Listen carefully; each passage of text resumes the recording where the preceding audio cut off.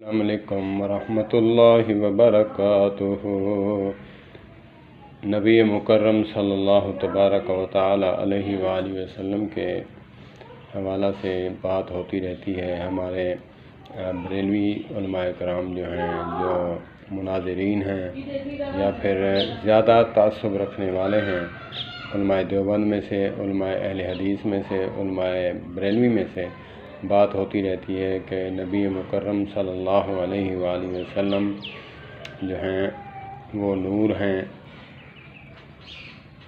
نور و بشر کا جھگڑا جو چل رہا ہے عوام الناس کے لیے، یہ ہے کہ سمجھنے کی بات کہ آقا کریم علیہ الصلوۃ والسلام صفات کے لحاظ سے نور ہیں اور ذات کے لحاظ سے افضل البشر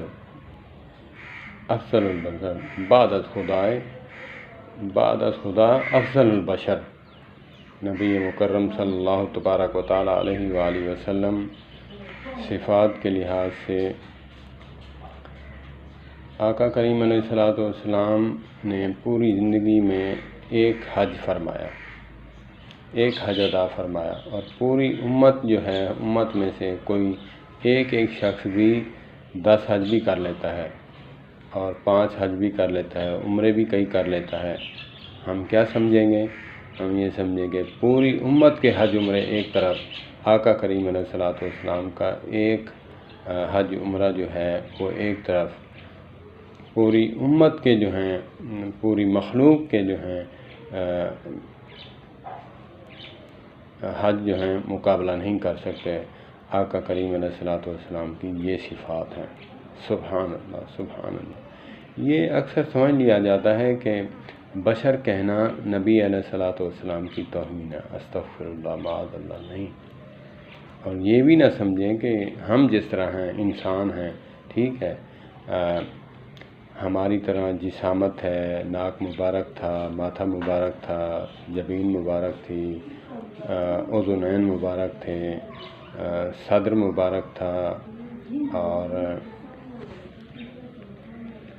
شفتین مبارک تھے اور داڑھی مبارک تھی، انسانوں کی طرح تھی، لیکن انسانوں سے، عام انسانوں سے افضل ہیں۔ جسامت کا ایک ہونا یہ کوئی توہین نہیں ہے۔ اللہ تبارک و تعالی نے فرمایا ہے کہ اگر ہم انسانوں میں انسان نبی نہ بھیجتے تو یہ سنت اسوہ حسنہ کیسے بنتی؟ نور تو کھاتے نہیں، نور تو پیتے نہیں، نور تو بیوی بچے نہیں رکھتے، تب پھر کیسے ہوگا؟ کیسے سنت اور اسوہ حسنہ بنے گا؟ انسانوں کے لیے آئیڈیل تو انسان ہی بنتے ہیں۔ آقا کریم علیہ الصلوۃ والسلام کا جو ہے اوڑھنا بچھونا، قضائے حاجت کرنا اور تقاضے کے لیے جانا، یہ ہمارے لیے اسوہ حسنہ بننا تھا، اسی لیے اللہ نے انسانوں میں سے ہی بھیجا۔ مگر افضل انسان، خدا کے بعد ان کا مقام ہے، کسی کا مقام نہیں۔ سب انبیاء جو ہیں نبی مکرم صلی اللہ تبارک و تعالی علیہ وآلہ وسلم کے درجہ سے کم ہیں، تو اسی لیے یہ دل سے، ذہن سے وہم و گمان ختم کر دیں۔ کسی پر الزام لگانا کہ یہ بشر مانتے ہیں تو خود جیسا مانتے ہیں، اپنے جیسا مانتے ہیں، اپنے جیسے سے کیا مراد ہے؟ آقا کریم علیہ الصلوۃ والسلام نے ایک جگہ فرمایا ہے کہ انسا کما ینسى البشر۔ ایک دفعہ نماز میں بھلا دیے گئے اللہ کے نبی صلی اللہ علیہ وآلہ وسلم، تو صحابہ کرام کو یہ کہا کہ انسا کما ینسى البشر، جیسے تم بھول جاتے ہو میں بھی بھلا دیا جاتا ہوں۔ اتقوا کما یتقی البشر، جیسے انسان جو ہے بیٹھے بیٹھے تھک جاتا ہے تو میں بھی تھک جاتا ہوں۔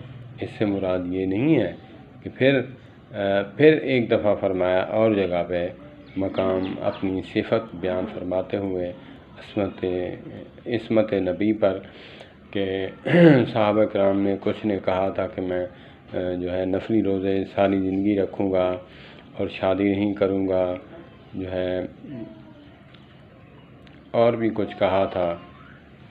تو آقا کریم علیہ الصلوۃ والسلام نے کیا فرمایا؟ ایوکم مثلی، یہاں صفت بیان فرمائی، ایوکم مثلی، کون ہے جو میری طرح ہو سکتا ہے، میری طرح عبادت کر سکتا ہے؟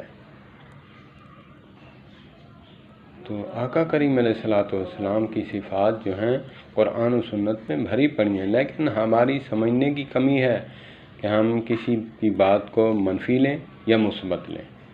تو اسی لیے آقا کریم علیہ الصلوۃ والسلام نے فرمایا ایوکم مثلی، کون ہے تم میں سے جو میری طرح ہو جائے، کیونکہ اللہ کے نبی صلی اللہ علیہ وآلہ وسلم نے فرمایا کہ میں روزے جو ہیں مسلسل رکھتا ہوں، تو مجھے اللہ کھلاتا بھی ہے پلاتا بھی ہے، تو تم میری طرح کیسے ہو سکتے ہو؟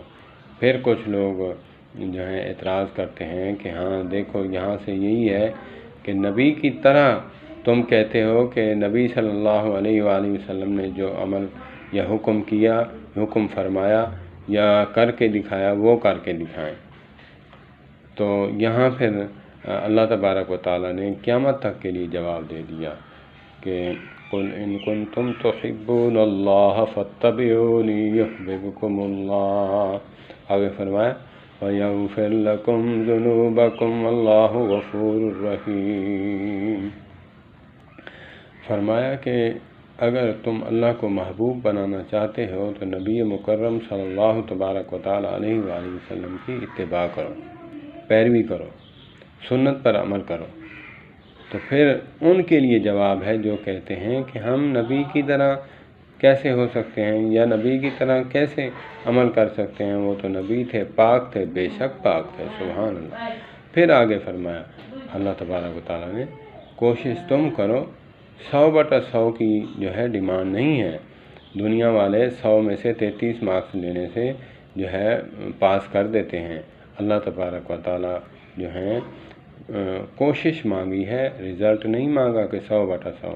کوشش تم کرو وَيَغْفِرْ لَكُمْ ذُنُوبَكُمْ، اگر تمہاری کمی کوتاہی رہے گی تو بخش دیں گے ہم تمہارے گناہوں کو۔ تو اسی لیے اللہ کے نبی صلی اللہ تبارک و تعالیٰ علیہ وآلہ وسلم جو ہیں بشر ہیں، لیکن افضل البشر ہیں، عام انسان کی طرح نہیں ہیں، عام انسان کی طرح نہیں ہیں، یہ مت سوچئے گا۔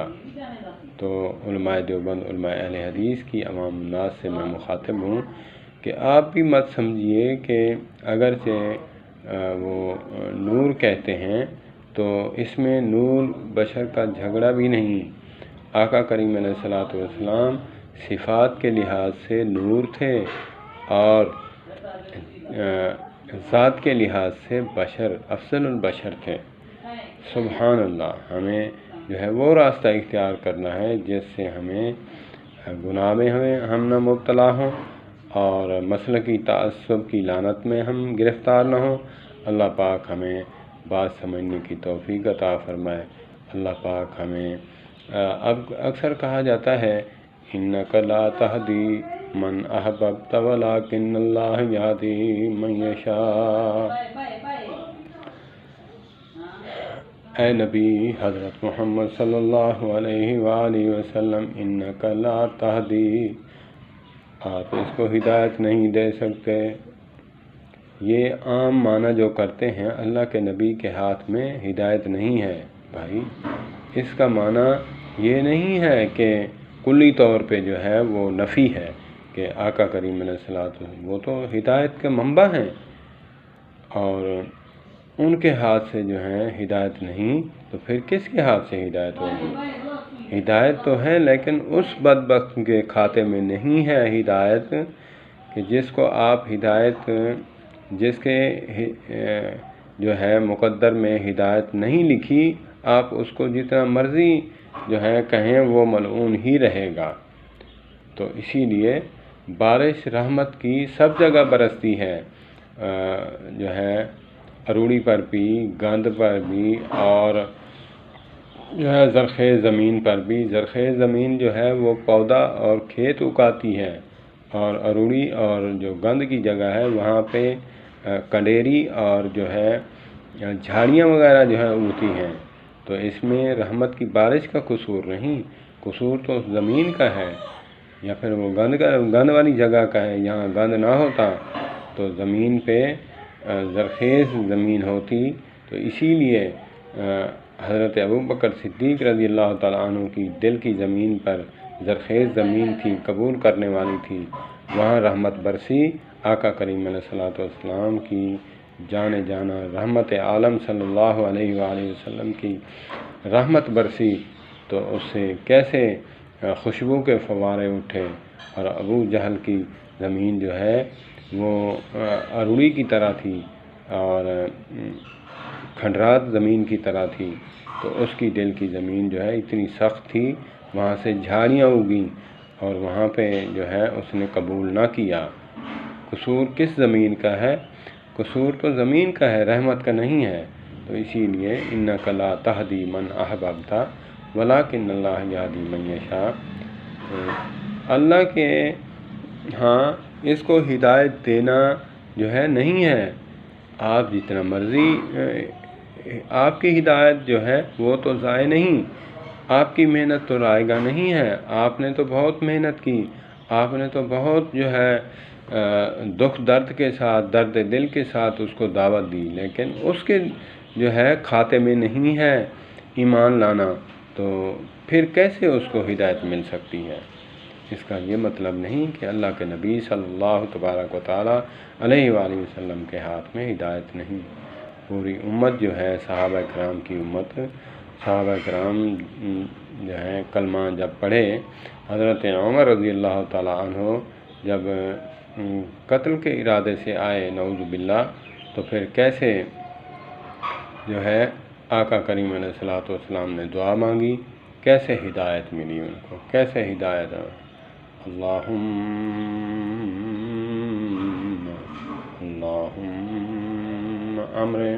عمر بن خطاب، عمر بن الحشام، اللہ نبی مکرم صلی اللہ علیہ وآلہ وسلم نے دعا مانگی کہ اللہ عمر بن خطاب عطا فرمائیے، یا پھر اسلام کے لیے جو ہے اسلام لانے کے لیے عمر بن حشام کو جو ہے ابو جہل جس کا نام تھا لقب پڑا، اس کا لقب پڑا ابو جہل، جاہلوں کا باپ، یا پھر جاہلوں والا، جاہلوں والے کام تھے اس کے، تو اسی لیے حضرت ابوبکر صدیق کا نام پڑا حضرت ابوبکر صدیق۔ صدیق جب لقب پڑا وہ کب پڑا؟ جب معراج کے بعد، معراج واقعہ کے بعد آقا کریم علیہ الصلوۃ والسلام جو ہے معراج کا واقعہ ہوا، تو تب ابو جہل نے آ کر کہا کہ ایک شخص ہے، اس نے نام نہیں لیا، ایک شخص ہے وہ کہتا ہے کہ میں رات کے کچھ حصے میں بیت المقدس گیا، پھر پہلے آسمان پہ، پھر دوسرے پہ، پھر ساتویں پہ، پھر سدرۃ المنتہا اور عرش معلیٰ پر گیا، اللہ سے ملاقات کی، تو کیا یہ ممکن ہے؟ تو حضرت ابوبکر صدیق سبحان اللہ، ان کی فراست پہ قربان جاؤں، انہوں نے کہا کہ اگر یہ بات کسی عام شخص نے کہی ہے وہ جھوٹا ہے، وہ کذاب ہے، اگر میرے آقا رحمت جانے جانا نے بات کی ہے، رحمت عالم نے بات کی ہے، صلی اللہ تبارک و تعالی علیہ وآلہ وسلم تسلیما کثیرا، تو یہ بات زمین و آسمان بدل سکتا ہے، ان کی بات جھوٹی نہیں ہو سکتی۔ تب اللہ کے نبی صلی اللہ علیہ وسلم نامراد ہوا ابو جہل، اور وہ رسوا ہوا، اس کو منہ کی کھانی پڑی، وہ دفع ہو گیا، تو پھر اس نے یہ بات پھیلائی کہ یہ تو تکذیب نہیں کر رہا، یہ تو تصدیق کر رہا ہے۔ تصدیق جب کی تو اللہ کے نبی صلی اللہ علیہ وآلہ وسلم نے لقب عطا فرمایا، صدیق ہے وہ، صدیق، سبحان اللہ، حضرت ابوبکر صدیق رضی اللہ تعالی عنہ۔ ان کا نام عبد الرحمن تھا۔ تو مردوں میں، جوانوں میں، بوڑھوں میں جو ہے بڑی عمر میں ایمان لانے والوں میں سے پہل کرنے والے حضرت ابو بکر ہیں۔ ابو بکر، بکر بولتے ہیں پہل کرنے والے کو، بکر۔ تو صدیق جو ہے وہ تصدیق کرنے والے کو بولتے ہیں۔ دونوں لقب جو ہیں آج تک زندہ ہیں، قیامت تک زندہ رہیں گے۔ عبد الرحمن نام جو ہے وہ لوگوں نے بھلا دیا۔ تو اسی لیے ہمیں صحابہ کرام اور نبی مکرم صلی اللہ تبارک و تعالیٰ علیہ وآلہ وسلم کو اپنی دل کی کھڑکیوں میں رکھنا ہے، دل میں بٹھا کر ان کو بسانا ہے، کیونکہ ہمارا ایمان کا حصہ، ایمان کا جز ہے۔ اللہ پاک مجھے بھی صحابہ کرام، نبی مکرم صلی اللہ علیہ وآلہ وسلم کی تقدیس اور خاتم الانبیاء حضرت محمد کریم صلی اللہ تبارک و تعالیٰ علیہ وآلہ وسلم کی ختم نبوت پر ایمان قائم دائم رہنے کی توفیق عطا فرمائے۔ والسلام علیکم ورحمۃ اللہ وبرکاتہ۔ مسلکی تعصب کو طلاق دو اور اس کو دفنا دو جنازہ پڑھ کر۔ مسلکی تعصب جو ہے یہ فنا و برباد کر دے گا۔ تو اسی لیے ہمیں چاہیے، عوام الناس کو چاہیے کہ سب علماء جو ہیں وہ قابل احترام ہیں، جس مسلک سے بھی ہوں، کیونکہ جب میں فیس بک پہ دیکھتا ہوں علماء کو گالی دی جاتی ہے، اور جب میں یوٹیوب پہ دیکھتا ہوں وہاں کمنٹس باکس میں تو وہاں گالی دی جاتی ہے۔ آج میں نے مولانا الیاس گھومن دامت برکاتہم العالیہ کا بیان سن رہا تھا، تو اس میں جو ہے کمنٹس میں لکھا ہوا تھا، گالی لکھی ہوئی تھی، میں نے لکھا کہ تم کسی کے عالم کو گالی دو گے، تمہارے علماء بھی سلامت نہیں رہیں گے، ان کی دستار بھی اتاری جائے گی، گالی دی جائے گی۔ اگر اپنے علماء کو بچانا چاہتے ہو تو دوسرے علماء کی پگڑی کو بچاؤ۔ جیسے آقا کریم علیہ الصلوۃ والسلام نے فرمایا کہ ایک شخص کسی کے باپ یا والدین کو گالی دیتا ہے تو وہ پلٹ کر گالی دیتا ہے، تو یہ سمجھے کہ اس نے خود نے جو ہے وہ اپنے ماں باپ کو گالی دی ہے، کیونکہ اس کی گالی سبب بنی ہے۔ اس نے پلٹ کر، جیسے گیند دیوار پر مارو تو وہ پلٹ کر اپنی طرف آتی ہے، تو اسی طرح گالی بھی جو ہے اگر یہ نہ دیتا تو پلٹ کر اس کے والدین کی طرف نہ آتی۔ اسی لیے یہ سبب بنا، اسی لیے جو ہے یہ اس گالی کا سبب جو ہے بنا، یہ گناہگار ہے۔ اسی لیے علماء کے کسی علماء کو گالی دینا یہ پھر خود سبب بنتا ہے، انسان خود مجرم ہے، گیند کی طرح جو ہے وہ اس کی طرف پلٹ کر آتی ہے۔ تو اسی لیے کسی علماء کی تذلیل کرنا یہ بری بات ہے۔ اس بات کو سمجھو کہ تمہارے علماء بھی اتنے مقدس نہیں، پھر ہر شخص جو ہے وہ زبان رکھتا ہے، گالی دیتا ہے، پھر یہی سمجھیے کہ اگر میں گالی دے رہا ہوں تو وہ 2 یا 4 گالیاں پلٹ کر دے گا تو میری عزت نہیں رہے گی۔ اسی لیے اپنے علماء کو بچانا چاہتے ہو، ان کو مقدم رکھتے ہو، تو کسی کے علماء کو گالی مت دو۔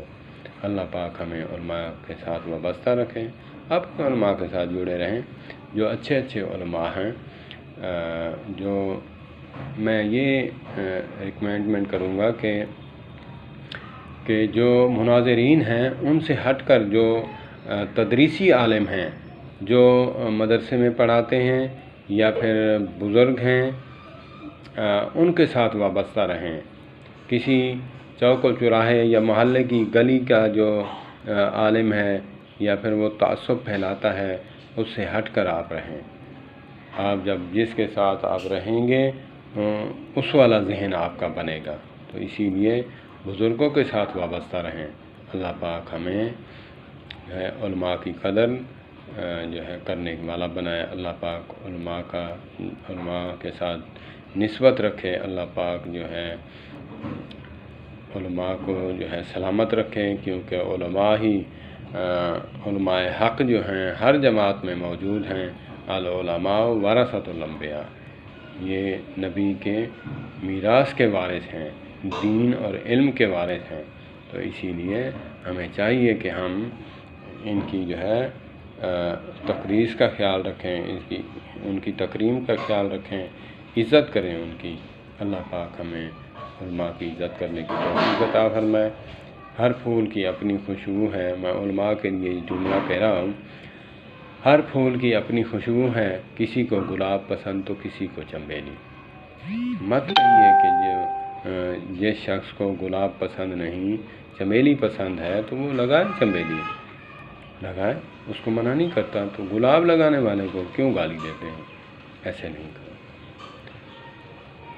سب علماء جو ہیں مقدم ہیں، ہمارے سروں کا تاج ہیں۔ اللہ پاک ہمیں محبت نصیب فرمائے۔ والسلام علیکم ورحمۃ اللہ وبرکاتہ۔